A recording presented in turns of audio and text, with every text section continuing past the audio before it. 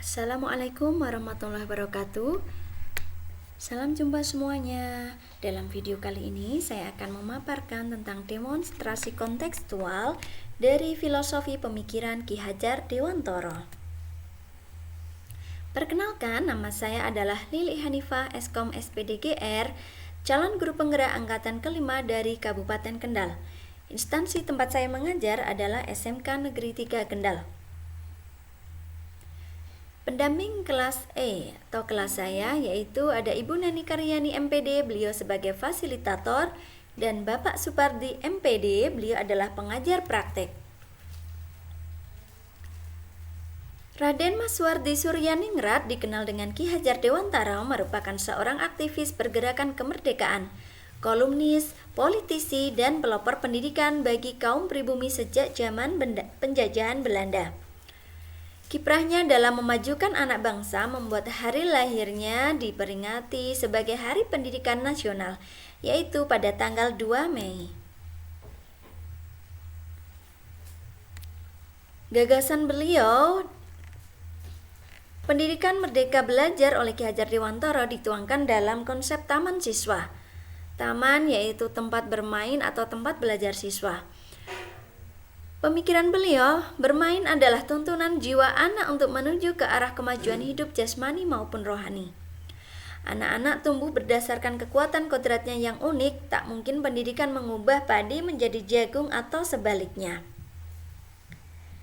Gagasan pendidikan merdeka belajar, yang artinya adalah kemerdekaan dalam belajar, yaitu kemerdekaan yang berasal dari dirinya sendiri.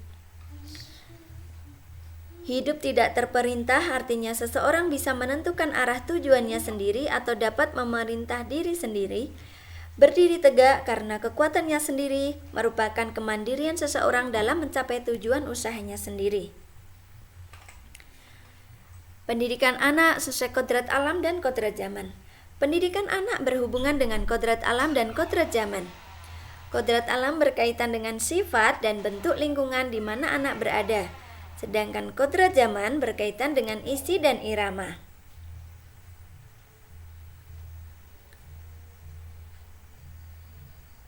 Untuk mencapai kemerdekaan belajar, pendidik harus menuntun anak untuk mencapai kodratnya.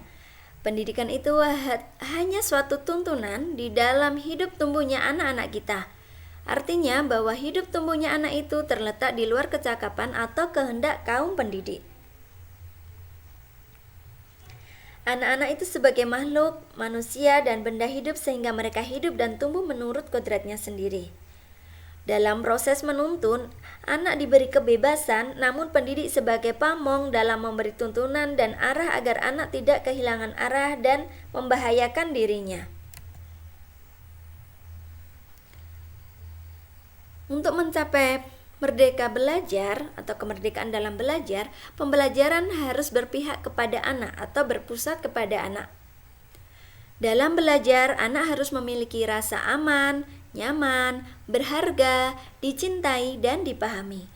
Kebutuhan perasaan itu akan mendorong munculnya motivasi dan kesadaran anak untuk belajar. Menurut Ki Hajar Dewantara, peran pendidik itu seperti seorang petani atau tukang kebun. Anak-anak itu diibaratkan seperti biji tumbuhan yang disemai dan ditanam oleh Pak Tani atau Pak Kebun, Pak Tukang Kebun di lahan yang telah disediakan. Anak-anak itu diibaratkan bagaikan bulir-bulir jagung yang ditanam. Bila biji jagung ditempatkan di tanah yang subur dengan mendapatkan sinar matahari dan pengairan yang baik, maka meskipun biji jagung adalah bibit jagung yang kurang baik atau kurang berkualitas, dapat tumbuh dengan baik karena perhatian dan perawatan dari Pak Tani. Demikian sebaliknya, meskipun biji jagung itu disemai adalah bibit berkualitas baik, namun tumbuh di lahan yang gersang dan tidak mendapat pengairan dan cahaya matahari serta tangan dingin dari Pak Tani, maka biji jagung itu mungkin tumbuh namun tidak optimal. Begitu pula kita dalam memberikan pendidikan atau pembelajaran kepada anak-anak, kita harus menerapkan konsep dari istilah pendidik adalah seorang petani. Sebagai seorang pendidik, kita harus menerapkan 3 semboyan trilogi pendidikan yang dicetuskan oleh Ki Hajar Dewantara. Yang pertama adalah ing ngarsa sung tulodo, yaitu seorang guru harus bisa memberikan contoh yang baik dalam perkataan dan perbuatannya. Yang kedua adalah ing madya mangun karso, guru berada di tengah murid untuk memberikan motivasi. Yang ketiga adalah tutwuri handayani, guru harus bisa memberikan dorongan moral dan semangat kerja dari belakang.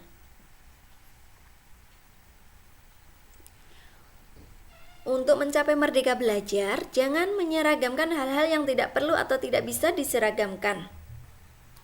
Dalam mencapai kemerdekaan belajarnya, guru harus menuntun anak-anak dalam menggali potensinya.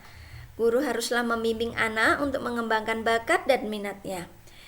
Guru haruslah memberikan ruang untuk anak dalam mengembangkan potensinya. Perbedaan bakat dan keadaan hidup anak dan masyarakat yang satu dengan yang lain harus menjadi perhatian dan diakomodasi.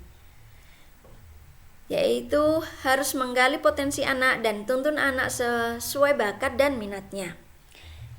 Dalam dunia pendidikan SMK, anak-anak ketika memasuki sekolah sudah disajikan dengan berbagai pilihan dari kejuruan untuk mengembangkan bakat, minat, atau kesenangannya dalam memilih pembelajaran atau pendidikan selama SMK. Pendidikan kejuruan tingkat menengah memberikan kesempatan kepada siswa untuk memilih passionnya dan mengembangkan bakat dan minatnya, sehingga diharapkan siswa lulusan SMK menguasai keterampilan yang siap digunakan dalam dunia kerja. Kesimpulan dari paparan yang saya sampaikan yaitu bahwa menerapkan pembelajaran dengan berlandaskan pada pokok-pokok pemikiran Ki Hajar Dewantara untuk mewujudkan merdeka belajar melalui instansi pendidikan sehingga menciptakan profil pelajar Pancasila yang siap menjadi generasi unggul dalam mengisi kemerdekaan Indonesia pada era industri 4.0 dan yang akan datang.